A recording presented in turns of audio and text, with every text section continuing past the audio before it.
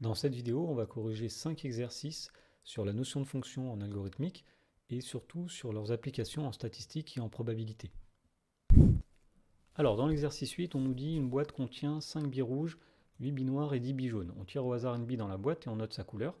On demande de compléter le programme suivant qui permet de simuler cette expérience. Alors, l'idée de ce programme, ça va être la suivante, c'est qu'on va choisir un nombre entre 1 et 23. Alors, pourquoi 23? Parce qu'il y a 5 plus 8 plus 10, donc 23 billes au total. On dira que si le nombre est compris entre 1 et 5, eh bien ça correspond à une boule rouge. S'il est compris entre 6 et 13, c'est-à-dire les 8 suivants, ça correspondra à une bille noire. Et s'il est plus grand que 13, c'est-à-dire entre 14 et 23, on dira que c'est une bille jaune. Alors voici le programme complété. Donc la première instruction, import random, on va utiliser une bibliothèque qui permet de choisir des nombres au hasard. Def bille, entre parenthèses, donc on va définir une fonction qui s'appelle bille. Il n'y a rien entre parenthèses, donc il n'y a pas d'argument à cette fonction. Première instruction, r égale random.randint 1,23. Donc on choisit un nombre entre 1 et 23 au hasard. Premier cas, si ce nombre-là est inférieur à 5, donc on est dans le cas où la boule est rouge. Donc on va renvoyer du texte, le texte étant la bille tirée est rouge. Deuxième cas de figure, si r est strictement plus grand que 5 et plus petit ou égal à 13, donc entre 6 et 13, dans ce cas-là, nous sommes dans les 8 billes suivantes, donc on dira que la bille tirée est noire. Sinon, qui est représentée par l'instruction else, eh bien ça veut dire que la bille est jaune, et dans ce cas-là, on renvoie le texte la bille tirée est jaune. Dans l'exercice 9, on considère l'expérience aléatoire qui consiste à lancer un dé tétraédrique, c'est-à-dire un dé à 4 faces, dont les faces sont numérotées de 1 à 4, et à noter le numéro obtenu. Première question, on nous demande d'écrire en langage Python une fonction qui s'appelle lancer dé, ayant pour paramètre un entier naturel n non nul qui simule n fois l'expérience du lancer de ce dé et qui retourne la fréquence d'apparition du nombre 1. Alors pour écrire cette fonction, nous allons faire la chose suivante. On commence par importer la bibliothèque random qui va permettre d'utiliser des fonctions pour choisir des nombres au hasard. Alors pour définir une fonction, toujours pareil, le mot-clé def, le nom de la fonction c'est lancer d, entre parenthèses n, n étant notre argument. Alors, première instruction, on va utiliser une variable qu'on va appeler compteur. Cette variable va compter le nombre de fois où on a obtenu le nombre 1. On va ensuite faire n lancers successifs du dé tétraédrique. Pour cela, on va utiliser une boucle pour. Donc en Python, for k in range 1 n plus 1. Ça veut dire que k va prendre les valeurs successives entre 1 et n. K égale 1, k égale 2, k égale 3, jusqu'à k égale n. Le n plus 1 ici n'étant jamais pris en Python. Alors qu'est-ce qu'on fait dans cette boucle? Tout d'abord, on va calculer un nombre au hasard qu'on appelle le résultat. C'est ce qui va simuler, si vous voulez, le lancer du dé. Et donc, on écrit que résultat égale random.randint 1,4. Donc cette fonction-là permet de choisir un nombre entre 1 et 4. Et puis on va dire que si le résultat est égal à 1, donc if résultat égale 1, eh bien le compteur va augmenter de 1. C'est-à-dire qu'on a eu le nombre 1 une fois de plus. Donc compteur égale compteur plus 1. Une fois qu'on a parcouru toute cette boucle, donc le compteur contient le nombre de fois où le 1 est sorti.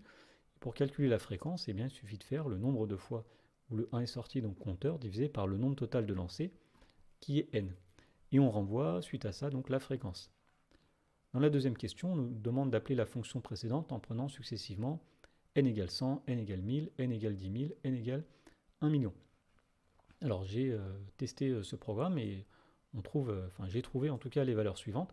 Si on retestait le programme, on trouverait sans doute d'autres valeurs, puisque les valeurs sont aléatoires. Donc par exemple, quand on fait le 100 lancers, il y avait 19% de 1. Quand j'ai fait 1000 lancers, il y avait 26% de 1. Pour 10 000 lancers, il y avait 25% de 1. Et pour 1 million de lancers, il y avait 25,152% de 1. Et donc dernière question, comment peut-on expliquer ces observations? On remarque quand même que ces valeurs sont, en tout cas, plus n est grand, plus ces valeurs sont proches de 25%. Alors, eh bien, on peut dire que plus on répète l'expérience, et plus la fréquence observée se rapproche de la probabilité théorique d'obtenir un 1, qui est de 1 sur 4, puisque nous sommes dans une situation d'équiprobabilité et que toutes les faces ont la même chance d'apparaître. Alors, dans l'exercice 10, on considère une expérience aléatoire dont on ne connaît que la loi de probabilité. Donc vous avez 3 issues qui sont rouge, jaune et vert. Alors on peut imaginer par exemple que c'est le tirage d'une boule dans une urne, il y a des boules rouges, des boules jaunes et des boules vertes. Et on connaît la probabilité, donc 42% de tirer une rouge, 27% de tirer une jaune et 31% de tirer une verte. On demande de compléter l'algorithme suivant afin de simuler cette expérience aléatoire. Alors l'idée c'est la même que dans l'exercice 8 précédent. On va représenter toutes ces probabilités à l'aide d'un choix aléatoire d'un nombre entre 0 et 1 cette fois-ci. Donc par exemple, si on représente un axe gradué qui va de 0 jusqu'à 1, si on place par exemple 0,42 au départ, eh bien on dira que si le nombre est compris entre 0 et 0,42, eh bien on aura tiré une boule rouge. Ensuite, puisqu'il y a 27% de chance de tirer une jaune, eh bien si on se déplace de 0,27 à partir de 0,42, c'est-à-dire si on arrive à 0,69, eh bien si on est sur cette portion-là, on dira que la boule tirée est jaune. Et puis le dernier cas de figure, si on est entre 0,69 et 1, on dira que la boule tirée est verte. Alors, si on répond à la question, on peut dire la chose suivante. Donc, pour compléter cet algorithme, on dira donc import random. Comme tout à l'heure, on importe la bibliothèque random. Def tirage, on définit une fonction tirage. Première instruction, a égale random.random, parenthèse. Ça veut dire qu'on choisit un nombre a aléatoire entre 0 et 1. Donc le nombre a est un nombre flottant, hein, donc il peut valoir 0,2, 0,56, peu importe. En tout cas, ce qu'on peut dire, c'est que si a est plus petit que 0,42, dans ce cas-là, pour nous, ça simulera le fait que la boule est rouge. Donc on fera return rouge. Deuxième cas de figure, si a est compris entre 0,42 et 0,69, on dira qu'on est dans le cas où la boule tirée est jaune, donc return jaune. Et dernier cas de figure, si a est plus petit que 0,69, plus petit que 1, eh bien on renverra le texte vert. Deuxième question, on nous demande d'écrire une fonction simule en Python qui permet de faire 100 simulations de cette expérience et qui renvoie la fréquence d'apparition de rouge. Et cette fonction fera appel à la fonction tirage précédente. Alors pour faire ceci, hop, on va écrire la fonction suivante. Alors tout d'abord, la fonction s'appelle simule, elle n'a pas d'argument. Def, le mot-clé pour définir une fonction. Alors compteur égale 0, ça va être la variable qui va compter le nombre de fois où on a rouge. Puis on va faire une boucle pour, on va répéter 100 fois la simulation. Donc pour k in range 100. Ça veut dire que k va prendre les valeurs de 0 à 99. En tout cas, on va faire 100 tours de boucle. On définit la variable résultat qui est égale à tirage. Donc on appelle la fonction tirage qu'on a définie. Donc la variable résultat, elle contient soit le texte rouge, jaune ou vert. Et on va dire que si la variable résultat est égale au texte rouge, eh bien c'est qu'on a tiré une boule rouge, donc le compteur va augmenter de 1. Une fois qu'on a terminé toute la boucle, on sort de la boucle, vous voyez l'indentation ici, et donc on définit la variable fréquence qui est égale à compteur divisé par 100, puisqu'on a effectué 100 simulations. Et à la fin, on renvoie la variable fréquence. Alors ici, il y a une petite erreur, il y a un petit problème d'indentation, mais peu importe. Dans l'exercice 11, on donne le programme suivant. Alors, on définit une fonction qui s'appelle moy, un argument grand N, s égale 0 au départ, et pour k allant de 0 à n-1, donc on va faire n tours de boucle, c'est ce que veut dire ce range grand N. Et bien x égale float input valeur, donc on va saisir une valeur, n égale int input effectif, on va saisir un effectif, et la variable grand S va être égale à grand S plus n fois x, donc la valeur fois l'effectif. Une fois qu'on a fait n fois ces tours de boucle, eh bien on définit la variable grand M qui est égale à grand S divisé par grand N, et on renvoie grand M. Alors que va renvoyer moy de 4 si on saisit successivement 7,5, 2, 8,5, 6, 9, 4, 12,5 et 3. Alors cela va renvoyer la valeur suivante, donc 34,875, donc on peut trouver cette valeur tout simplement en écrivant le programme et en l'exécutant. Alors quel est le rôle de cette fonction ? Eh bien, alors le nom de la fonction doit mettre sur la piste, hein. C'est une fonction qui permet de calculer la moyenne de nombres que vous allez saisir avec leurs effectifs. Les valeurs de la série, ce sont les x, et les effectifs, ce sont les n. Et donc, que représente l'argument grand N ? Eh bien, grand N, ça va représenter le nombre de valeurs de la série.